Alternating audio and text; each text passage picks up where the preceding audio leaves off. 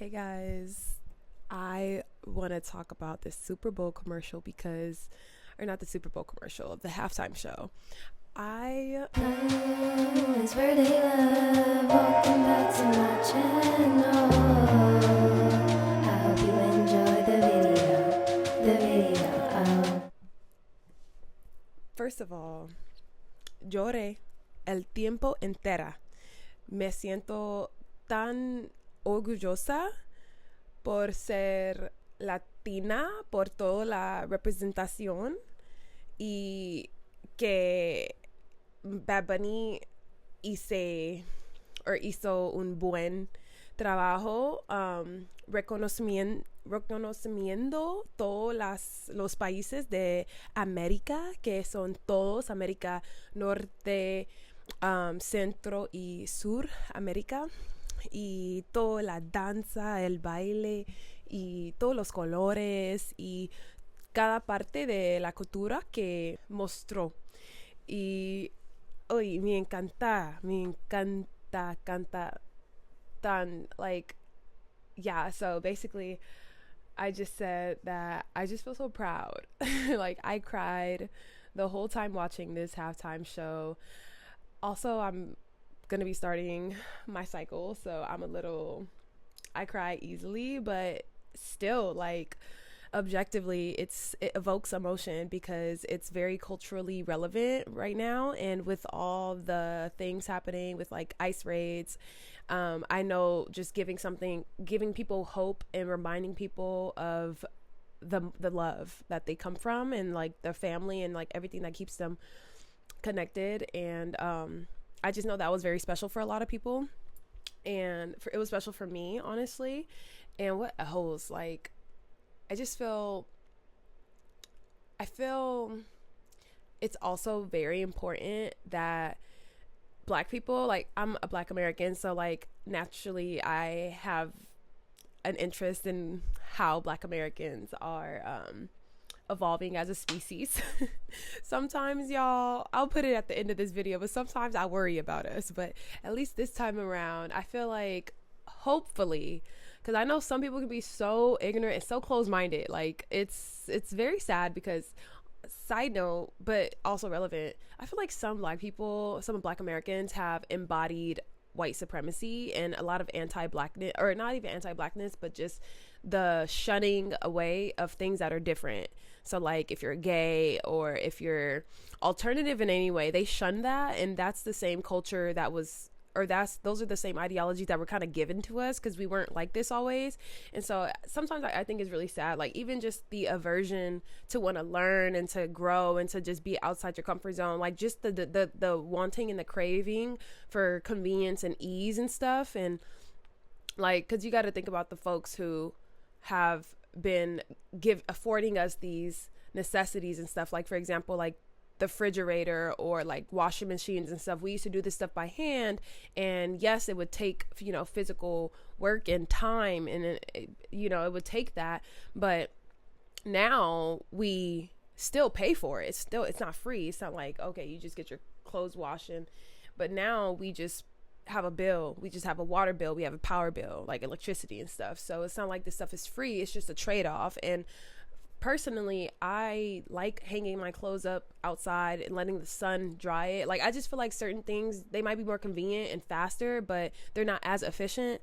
And honestly, like, life for me, I want a simple life. Like, I think having a simple life is beautiful. So I don't mind, like, if I were to ever live in a place where I had to like wash my own clothes or at least dry my own clothes. You know what I mean? Like, what else is there to really do in life other than just spend time with your family? If you're doing it with your family, with your kids, like, are you wasting time? Like, if you have everything you need, if you don't have to allocate time to be hustling and be working and blah, blah, blah, now you have a bunch of free time. And so what do you do with that time? You can do stuff like wash your own stuff, and you don't have to try to optimize everything and shortcut this, shortcut that. Like, that stuff is weird. And so basically, I feel like I pray that hopefully a lot of Black people seen this and also realize that, yo, why does he have Black people there? I thought this was for the Latinos. Like, newsflash. Newsflash. Black people are Latino as well, like, or at least Latinos can be black. That's what I'll say. Latinos can be black. Peep the accent. I'm having too much fun with this because it really just filled me up with so much love and so much pride because, yeah, like I resonate. I've been to Colombia, I've been to Cuba, and let me tell you about Cuba for a second. The first time I went to Cuba, that was the first time. This is really emotional for me, but I'm glad that I'm sharing this right now. But that was the first time that I seen dark-skinned people, some people my shade, some people darker than me. That's the first time I seen black people honoring, acknowledging their African heritage, honoring Mama Africa, honoring their culture, the Orishas, honoring just spirit, like African spiritualism, and just acknowledging and tying themselves to that identity with so much pride and so much like there wasn't shame there wasn't like a denial there was an embracing. Like I went to the House of Africa, that was it, the Casa de Africa, right, the House of Africa in Cuba, and there were these dancers that performed, but they all were representing a different Orisha, and they danced, there was music, there was art, like, and there was we were just learning. It was a tour and we had a guide and we were learning about just different African music, like instruments, and how Cuba has such an African influence, and that blew my mind because I come from America, and out here we don't have pictures on the wall of Africa, and like, some people might, but I just feel like overall it wasn't something that everybody was proud of. In fact, we were made fun of and like brought down and like bullied, and some people were just, like when they think of Africa, they want to distance themselves because of what they would think that it symbolizes, which is like poverty or being ugly, like being dark skinned. If you were, the darker you were, the further away from whiteness you were, the more undesirable and primitive or whatever, and like violent or dangerous or whatever. Like there was just not very beautiful positive associations. And so the first time I went to Cuba, like that completely shattered, and in that moment I realized, like, okay, the reason why I never really felt at home in America, like where I'm from in California, the reason why I never felt good about it is because people aren't living authentically there. And so I had to start going to places like Latin America in order to start seeing more of Africa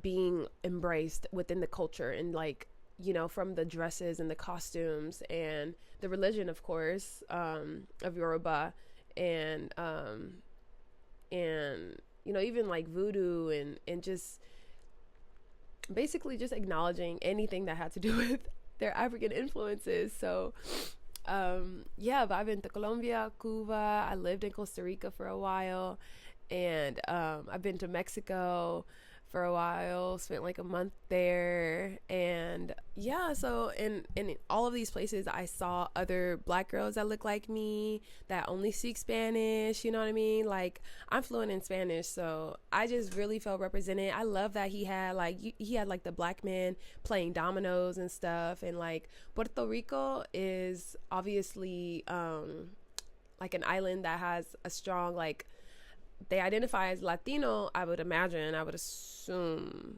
I'm pretty sure, yeah, but they're Afro Latinos as well, like, and you don't necessarily have to distinguish and say Afro Latino. Like I feel like I can say that I'm Latina, I don't have to say that I'm Afro Latina. But I just think that a lot of the times, like when you're deeply melanated and you're anything, it just has to be said, right? Like you can be an inventor, but like if you're black, then you're a black inventor and stuff like that. Like, and that is unfortunate, but it's just kind of the way that society is these days. But It's like how some of y'all get on me for being like, you're American, just say you're American, blah, blah, blah. Why do you have to say black American, black American? Like, you would understand why if you lived here. Because your experience is just drastically different if you're dark skinned. It is what it is. Like, you can be Indian and dark skinned, but really if you're African descendant, like if it's clear that you're African descendant, right? Because Indians, I would say, are African descendant as well. I mean, if life started in Africa, then all of us are. It's, I guess what happened was folks migrated, and naturally they moved around and then started to evolve based on the regions that they lived in. That's, to my understanding, that's what it is. And so for my situation, I guess like my people just stayed on the continent and near Central Africa, like near the equator, I'll say. We'll just leave that there. And so, yeah, this Super Bowl halftime show just made me feel so proud, like from the cane sugar and like, because when I went to Cuba, I rode horses, and we definitely rode through some sugarcane fields, and it was just so surreal. Like, I used to play this Barbie video game where we had horses, and so it just reminded me of that. And my horse was named Dakari. Dakari. And yeah, so this just evoked a lot of emotions for me. Like, a lot of my identity is wrapped up in Latin America because I found myself there, you know, like I had most of my spiritual awakenings there. I mean, I wouldn't say most, but I definitely had my first spiritual awakening in Costa Rica, in Latin America, and Central America, surrounded by other Latinos. It's part of my identity. I resonated with the message, and I just loved seeing the dancers, and I just really, really loved that he had Latinas and Latinos that are also dark skinned. Like, that was just the biggest thing for me. And I just truly, truly pray that Black Americans start to understand and realize and just have their worldview opened up a little bit and their perspective opened up a little bit. Because I can admit, I mean, granted, I was only 19 years old, but I can admit that when I first went to Costa Rica and decided to live out there through college, I didn't realize that we were everywhere. I didn't know what to expect in Cuba. But I wasn't expecting to see so many Black people. I'll just say that. I'll just be for real with it. Like, I didn't realize it, but as I just continued traveling, I just realized that we're really everywhere. We're everywhere, from China to, where else have I been? To the Netherlands. Not as many, but we're still there. Like, I definitely saw Black people. I've seen Black people everywhere I go, and I'm sure a lot of those people aren't just first generation. Some of them are probably second, third generation. So I don't want to make this video too long, but tell me what you guys thought about the Super Bowl show. The last thing I'll say, though, is I don't want us to be distracted from everything that's happening with these files, because it's important that we don't feel hopeless and that we don't feel like there's no use in speaking up or learning about certain things. There is a lot of power that we have as people, and there's a lot of power that we have as people, as a collective, when we are united and together. And so we can't give up. Like, we can't give up. We can't lose hope. We can't resort to feeling hopelessness or helplessness.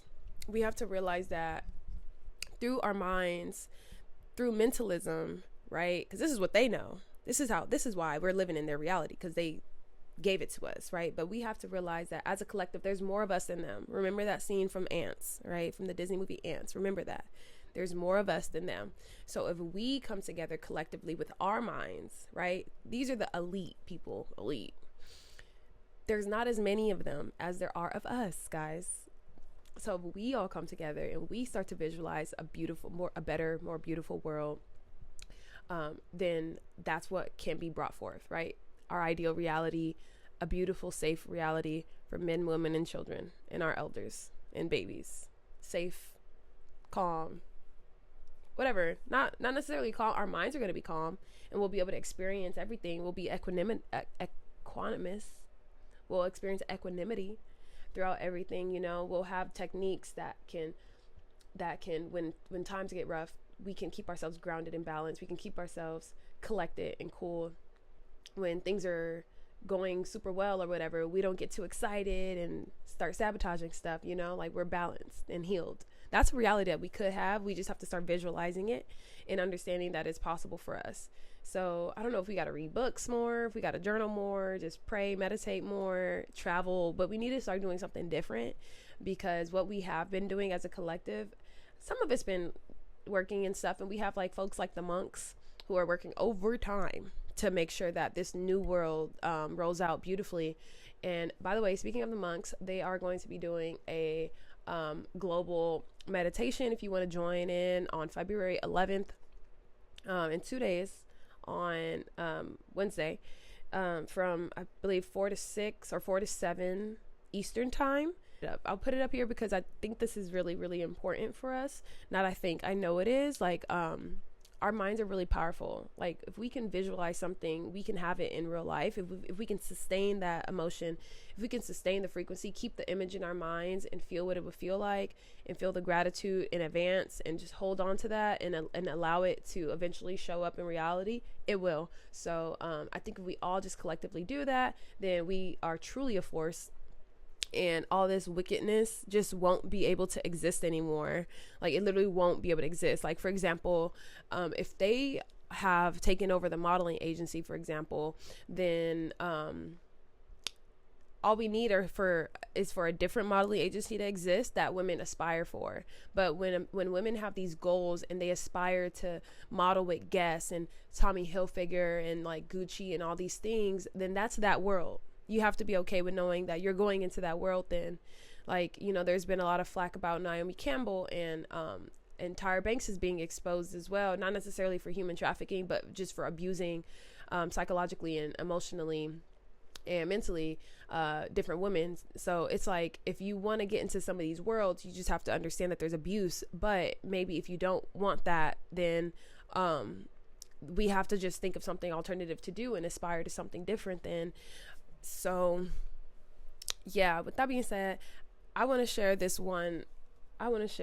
something that I saw that threw me aback. And sometimes that stuff be making me feel like, dang, like we really, like what the heck are we doing? Like what are we really doing? So let me watch it. Well, was going to be the first one not to have any lead, but I was wrong.